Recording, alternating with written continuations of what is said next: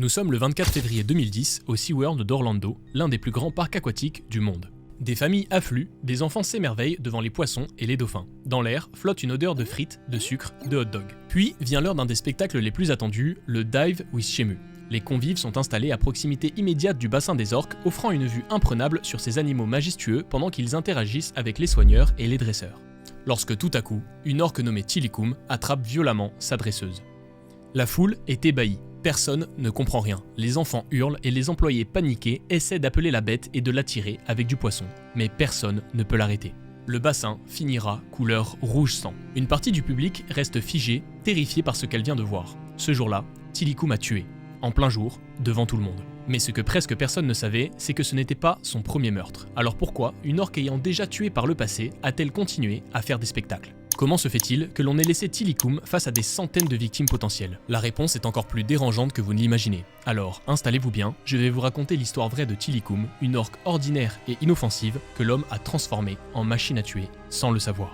Pour comprendre comment Tilikum est devenue une orque tueuse, il faut remonter à ses origines. Évidemment, son histoire ne commence pas en Floride, mais bien plus loin, dans les eaux glacées de l'Atlantique Nord, au large de l'Islande. Son habitat naturel. Nous sommes à la fin de l'été 1983, le vent est glacial, la mer est sombre et dense comme du pétrole. Sous les vagues, un groupe d'orques fend l'eau en silence. Elles avancent majestueusement en file serré. Ce sont des familles soudées, unies pour la vie à leur état naturel. Parmi elles, Tilikum, un petit mâle d'à peine 2 ans qui nage encore collé à sa mère. À cet âge-là, les orques sont curieuses, insouciantes. Tilikum découvre à peine le monde. Mais un beau jour, un bruit étrange vient troubler le silence et la paix du groupe. Un vrombissement sourd, d'abord lointain, qui se rapproche de plus en plus fort. Très vite, des bateaux surgissent à l'horizon. Ils sont immenses et menaçants. Ils encerclent le groupe et jettent d'énormes filets sur les plus jeunes. C'est la panique. Les adultes s'affolent, leurs cris résonnent dans l'eau, stridents et déchirants. Et tandis que les petits tentent de rester près de leur mère, un filet s'abat sur Tilikum.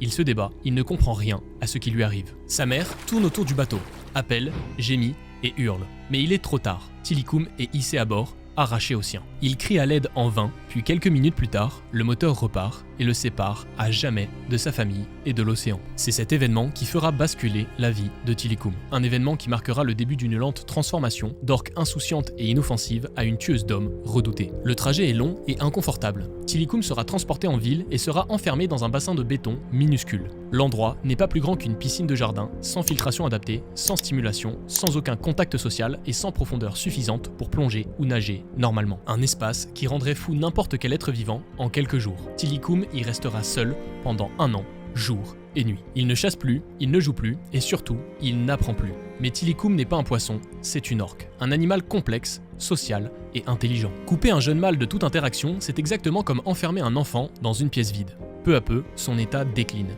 Un jour, il reste prostré dans un coin. Le lendemain, il frappe violemment à la surface de l'eau, mais personne ne s'en inquiète. On lui donne juste assez de poissons pour qu'il survive. Car pour ceux qui l'ont capturé, Tilikum n'est pas un être vivant. C'est une marchandise que l'on garde en vie en attendant de la vendre. Alors, après 1 an d'isolement, un parc aquatique achète l'orque. Direction Sealand of the Pacific, un parc marin installé à Victoria sur l'île de Vancouver au Canada. Un lieu en apparence paisible, des rires d'enfants, des dauphins qui sautent en cadence et des poissons par milliers et des orques qui dansent sous les applaudissements. Pour son voyage jusqu'à Sealand, Tilikum est chargé dans une caisse de métal, un tube étroit où il peut à peine se retourner. Et quand il arrive enfin, ce n'est pas une nouvelle vie qui l'attend, mais la suite de sa descente aux enfers. À son arrivée, Tilikum est plongé dans un bassin avec 2 autres orques, Aida et Nootka. 2 femelles adultes, plus grandes, plus anciennes, mais surtout plus hautes dans la hiérarchie. Et chez les orques, la hiérarchie sociale est une affaire sérieuse. Alors, n'ayant jamais vu Tilikum auparavant, ne pouvant l'accepter, elles commencèrent à s'en prendre à lui. Elles le harcèlent, le mordent et le chassent dès qu'il s'approche. Des entailles apparaissent alors sur son corps, des cicatrices et des plaies ouvertes, parfois profondes. Dans la nature, les individus peuvent fuir les conflits. Mais dans ce petit bassin, il n'y a nulle part où aller. Tilikum est obligé de subir leur harcèlement. Évidemment, les soigneurs voient bien ce qu'il se passe, mais leur réponse est d'enfermer Tilikum dans un module flottant pour le protéger. Un cylindre métallique suspendu au-dessus du bassin, pas plus de 6 mètres de long, 3 mètres de large. Autrement dit, c'est un cercueil immergé. Il y reste seul, sans aucun mouvement possible, sans contact et sans lumière. Il ne peut pas fuir, il ne peut pas interagir, il ne peut même pas tourner sur lui-même. Le dressage est le seul moment où il n'est pas directement dans ce cercueil aquatique. Pendant le dressage, on le force à apprendre les tours, taper une cible, monter sur un promontoire et agiter la tête. Pour le parc, chaque geste doit être précis et immédiat. Mais il est jeune, maladroit et surtout traumatisé. Alors, il ne comprend pas toujours ce qu'on attend de lui. Donc il hésite, il rate et il oublie. Mais à chaque erreur, il est puni.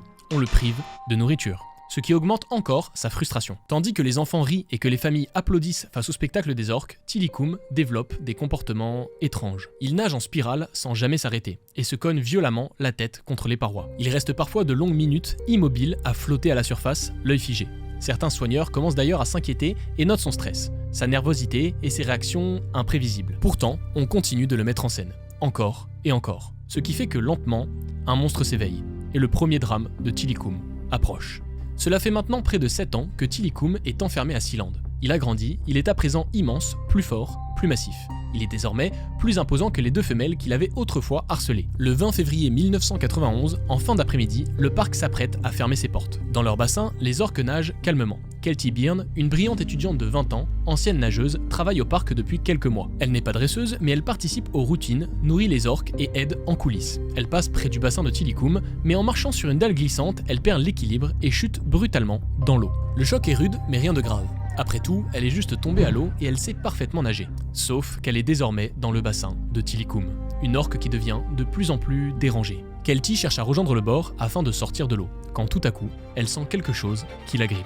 Elle se retourne et n'a pas le temps de réagir. Tilikum lui saisit violemment la jambe, puis la tire vers le fond. Heureusement, Keltie étant une ancienne nageuse compétitive, sa formation et sa condition physique exceptionnelle lui ont permis de lutter contre la tentative de l'orque de la maintenir sous l'eau. Elle parvient donc à se libérer miraculeusement et remonte à la surface. Mais malgré ses efforts héroïques, Tilikum revient à la charge, la grippe à nouveau et replonge de plus belle sous la surface. Keltie continue de se débattre, mais maintenant, les autres orques ont rejoint Tilikum et empêchent également Keltie de rejoindre la surface, la replongeant dans l'eau à chaque fois qu'elle se libère.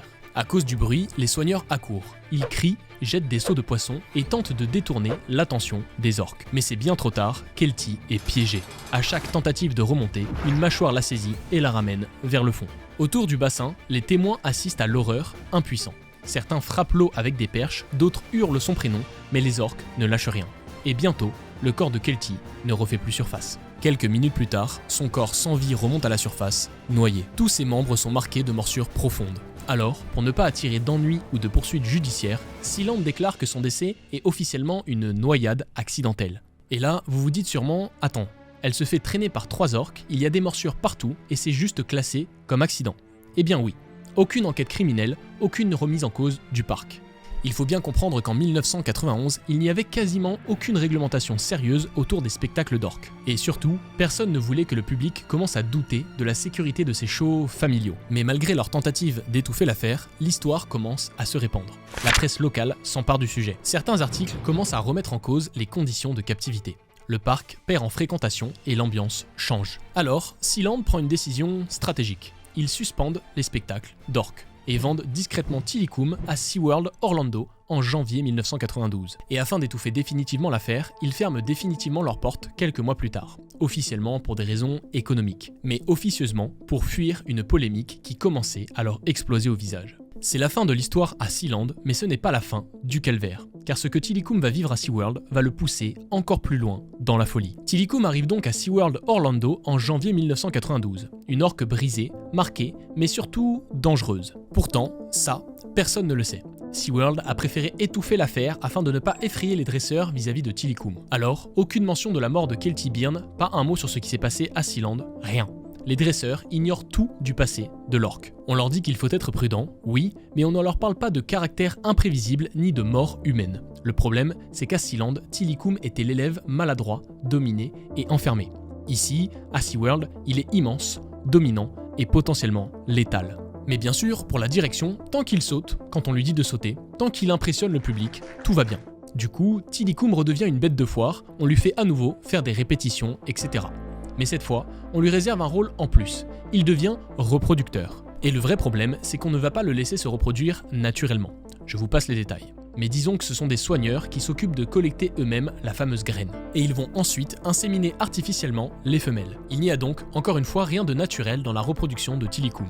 Il est isolé, prélevé et réutilisé. Encore et encore. Il deviendra ainsi le père artificiel de 21 petits, des orques destinés à perpétuer le spectacle, à remplir les gradins, à faire tourner le business. Évidemment, vous vous doutez bien qu'après tout ce que Tilikum a vécu, il n'avait pas besoin qu'on lui rajoute ce traitement horrible en plus des répétitions et des spectacles. Et tout cela va bien évidemment nous conduire au prochain drame. Un drame qui arrivera parce qu'un homme mal informé et surtout un peu fou va faire quelque chose qu'il n'aurait jamais dû faire avec Tilikum. En juillet 1999, un soigneur arrive pour la routine matinale de Tilikum. Rien d'anormal, c'est un début de journée normal pour le soigneur. Mais en approchant du bassin de Tilikum, il voit quelque chose flotter. Quelque chose qui n'a rien à faire là. Le corps nu d'un homme étendu sur le dos de Tilikum. Il s'agit de Daniel Duke, un homme de 27 ans. Le soigneur hurle de terreur et appelle les autorités. Une équipe d'enquêteurs est dépêchée sur les lieux et le corps est récupéré pour autopsie. L'autopsie révèle que Duke est mort par noyade, mais son corps présente également de nombreuses contusions, abrasions et morsures, notamment au niveau des jambes et des parties génitales, indiquant une interaction violente avec l'orque avant sa mort. Le problème, c'est que le parc est censé être fermé aux visiteurs la nuit. Son corps n'aurait donc jamais dû se retrouver ici un beau matin. Alors, pour tirer cette affaire au clair, on vérifie les caméras de surveillance, qui montrent qu'il a passé la journée au parc comme un visiteur ordinaire. Cependant, une fois la foule repartie, il est resté caché pendant la nuit. Puis, vers 2 ou 3 heures du matin, il enjambe les barrières et pénètre dans une zone strictement interdite au public, le bassin des orques. Évidemment, notre homme ne s'arrête pas là. Il a une brillante idée, celle de plonger volontairement dans le bassin de Tilikum. Évidemment, les caméras de surveillance révèlent que Tilikum n'en fait qu'une bouchée. Et c'est exactement pour cette raison qu'on le retrouve nu avec des hématomes, des lacérations ainsi que des marques de morsures partout sur le torse. Évidemment, vous commencez à connaître. La cause du décès sera déclarée comme une noyade accidentelle, encore une fois. La famille de l'homme portera plainte, mais vu qu'il était rentré illégalement dans le parc, SeaWorld ne se gênera pas pour rappeler que leur fils était évidemment en infraction. La plainte sera donc rapidement abandonnée et Tilikum, lui,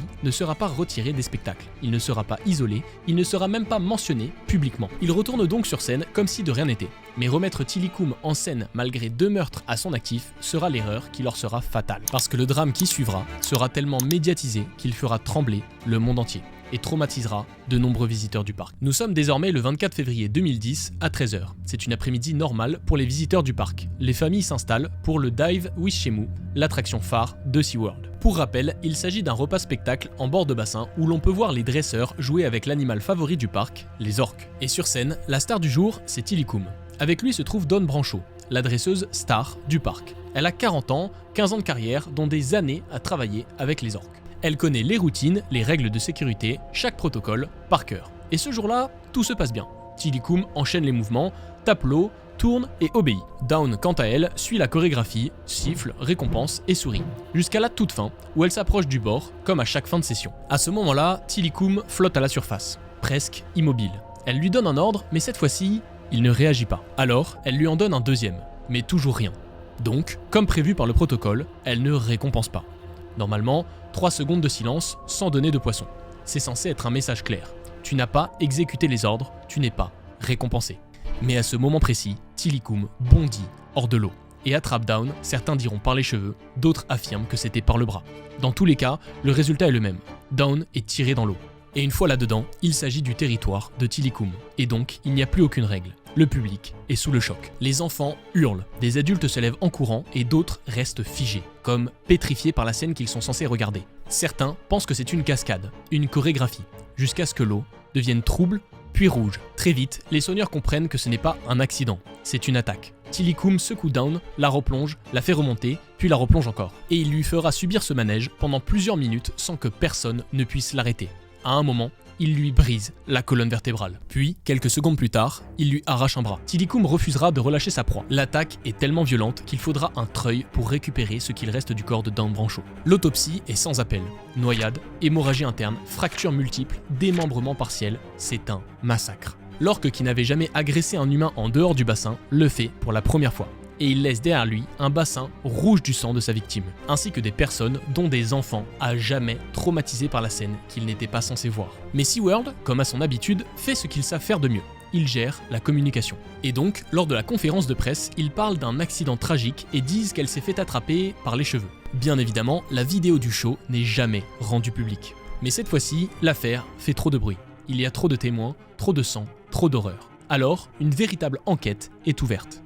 Et c'est l'autorité américaine de la sécurité au travail qui s'en mêle. Les rapports d'enquête indiquent des conclusions accablantes. SeaWorld est condamné à 75 000 $ d'amende, un chiffre ridicule par rapport à l'ampleur de l'affaire. Quant à Tilikum, il sera isolé et n'aura plus de contact avec les dresseurs. Mais alors que SeaWorld pense que cette affaire est derrière eux et que le public finira par oublier ce qu'il s'est passé, ce qu'ils ne savent pas, c'est qu'un compte à rebours vient de commencer et que cette affaire va prendre une ampleur mondiale. Alors que tout continue d'aller bien pour SeaWorld, qui avait bien géré sa communication, une réalisatrice du nom de Gabriella Copperwaite a mené son enquête. Elle ne veut pas en rester là et veut comprendre comment une dresseuse expérimentée comme Dawn Brancheau a pu mourir dans un cadre aussi maîtrisé. Étant choquée de ce qu'elle découvre, elle décide de travailler sur un film documentaire du nom de Blackfish pour révéler la vérité au grand jour. Dans le film, d'anciens dresseurs témoignent. Ils racontent ce qu'ils ont vu, ce qu'on leur a caché, ce qu'ils n'avaient pas le droit de dire. Les mensonges, les manipulations, le stress des orques et notamment celui de Tilikum et des risques minimisés. Le film montre également comment les 3 meurtres de Tilikum ont été étouffés pour mieux protéger l'image des parcs aquatiques.